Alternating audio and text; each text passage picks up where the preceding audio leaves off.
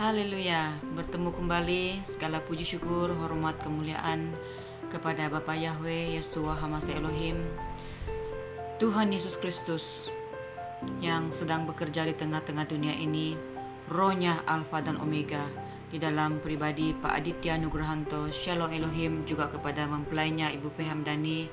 Shalom Elohim kepada semua para saksi-saksi syurga, para malaikat Tuhan yang telah berada di tengah-tengah dunia ini, dan kepada semua keluargaku, saudara-saudari yang dikasihi dalam Tuhan. Kembali lagi pada saat ini Tuhan menggerakkan hati saya untuk mengongsikan suatu kesaksian mimpi, di mana pada bulan yang lalu, lebih kurang 2 minggu yang lalu, sebelum tidur saya membacakan firman Tuhan yang terdapat di dalam kitab Lukas pasal yang ke-18 ayat yang ke-17.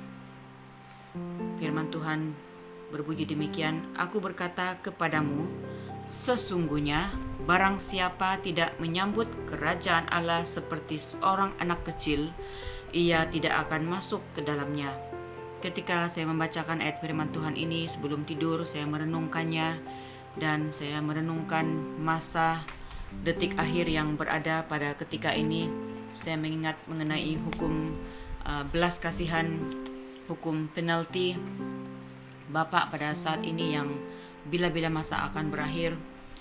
Saya berdoa pada malam itu yang tidak boleh saya lupakan. Saya berdoa supaya ada anak-anak Tuhan, khususnya anak-anak Tuhan yang DNA murni, untuk dapat menangkap hukum belas kasihan ini yang sedang ditebarkan di detik akhir ini. Dan ketika pada saat itu saya berdoa, saya berkata kepada Bapak, saya mau tidur, tubuh jasmani saya, tubuh fisikal saya tidur, tetapi roh saya mau berjaga-jaga dan berdoa. Sekiranya Bapak ada message yang Bapak ingin sampaikan, ingin beritahukan kepada saya, hamba-Mu siap untuk menerima message. Lalu saya tidur. Belum berapa lama saya tidur, hanya baru melelapkan mata. Di sana Tuhan memberikan saya satu mimpi yang sangat jelas yang tidak boleh saya lupakan, sehingga pada saat ini di mana saya berada di satu tempat sungai yang tepi kiri kanannya ada rumput, dan tiba-tiba sungai itu dibuat benteng kiri kanan, sedang dibikin benteng seperti tembok. Lalu saya bertanya di dalam mimpi itu, kenapa dibuat benteng, dibuat tembok kiri kanan sungai itu? Dan ada satu tempat seperti lubuk. Kalau kita menangkap ikan di dalam air sungai itu, kita akan mencari satu lubang yang ada lubuk begitu, seperti lubuk. Dan di dalam benteng itu, dalam air sungai itu, ada satu tempat di mana saya melihat seperti ada tangan-tangan. Dan di dalam mimpi itu saya memegang beberapa ketul tebu yang telah dikerat, dipotong, dibuang kulitnya, hanya tebu. Dan saya membalingkan ketulan tebu itu ke dalam seperti lubuk itu, ada tangan yang mengambil. Dan saya buang lagi, ada tangan yang mengambil. Saya buang lagi, ada tangan yang mengambil. Dan seterusnya saya terjaga.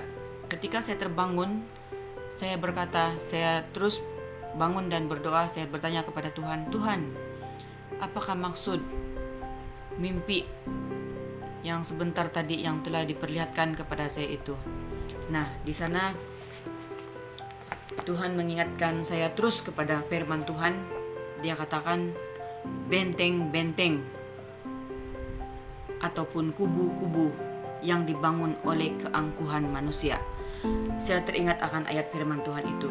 Jadi firman Tuhan itu terdapat di dalam 2 Korintus pasal yang ke-10 ayat yang ke-4 dan ke-5, berbunyi demikian, "Kerana senjata kami dalam perjuangan bukanlah senjata duniawi, melainkan senjata yang diperlengkapi dengan kuasa Yahweh yang sanggup untuk meruntuhkan benteng-benteng. Kami mematahkan setiap siasat orang dan merubuhkan setiap kubu yang dibangun oleh keangkuhan manusia untuk menentang pengenalan akan Yahweh. Kami menawan segala pikiran dan menaklukkannya kepada Kristus. Haleluya, haleluya, haleluya. Amin. Nah, Bapak Ibu, ketika saya merenungkan ayat firman Tuhan di sini, Tuhan mengingatkan kepada saya bahwa pada akhir masa ini, di mana anak-anak Tuhan telah disuruh oleh Bapa Yahweh untuk keluar tampil bersaksi, baik yang ada di tempat ini maupun yang ada di Indonesia. Tetapi ramai anak-anak Tuhan yang mendengar kesaksian ini, tetapi tidak menanggapi dengan sikap yang benar, tetapi justru membangun benteng-benteng, tembok-tembok di dalam kehidupannya tanpa disadarinya. Itulah yang berlaku di dalam kehidupan orang-orang yang angkuh, sombong, yang menentang setiap kesaksian-kesaksian yang disampaikan oleh para saksi-saksi surga, di mana mereka hanya mau mengambil yang manis-manis, yang baik-baik saja. Itulah gambaran kepada tongkol tebu yang manis itu dibuang dan diambil. Hanya ramai orang yang hanya mau mengambil yang baik-baik, yang manis-manis saja. Itulah anak-anak Tuhan yang mengalami diabetes rohani tanpa disadarinya. Di penutupan zaman ini, sekiranya kita tidak minta pembaharuan akal budi, firman Tuhan di dalam Roma 12 ayat 2 itu sangat jelas mengatakan, sekiranya kita tidak meminta pembaharuan akal budi, akal pikiran kita yang lama ini akan menguasai kita, maka kita tidak akan dapat menanggapi segala message yang disampaikan oleh para saksi surga, bahkan message yang disampaikan oleh Roh Alfa dan Omega Pak Aditya Nugrahanto, oleh mempelainya di dalam penutupan zaman ini. Kita tidak akan dapat menerimanya karena hati kita ada benteng, ada tembok yang dibangun oleh keangkuhan kita, baik keangkuhan yang terselubung yang tidak kita sadari. Karena setiap kesaksian-kesaksian yang disampaikan ditangkis oleh firman Tuhan, mereka menolaknya mentah-mentah dengan kebenaran firman Tuhan.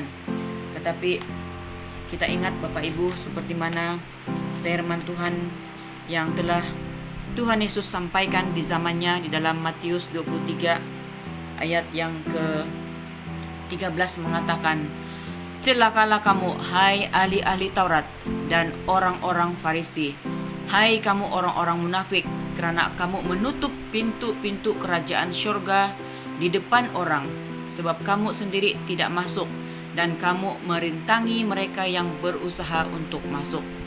Apabila merenungkan ayat firman Tuhan ini, saya sangat sedih, saya sangat kasihan kepada keluarga-keluarga. Mungkin ada di antara beberapa keluarga, saudara-saudari yang ingin mengetahui kebenaran kesaksian-kesaksian yang ditebarkan di penutupan zaman ini.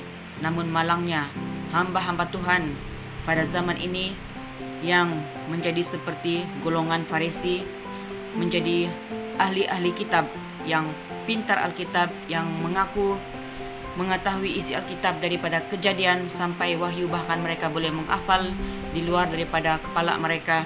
Mereka menolak kesaksian ini dengan mentah-mentah, dan masa itu akan berlalu dan anak-anak Tuhan akan harus mempersiapkan diri ketika Roh Kudus telah diangkat daripada muka bumi ini.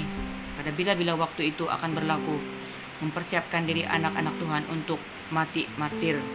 Dan pada waktu itu tidak ada lagi hukum penalti yang sedang ditebarkan pada saat ini.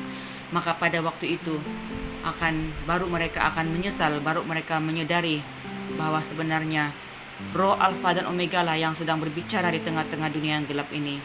Semoga Tuhan Yesus Kristus memberkati kita semua.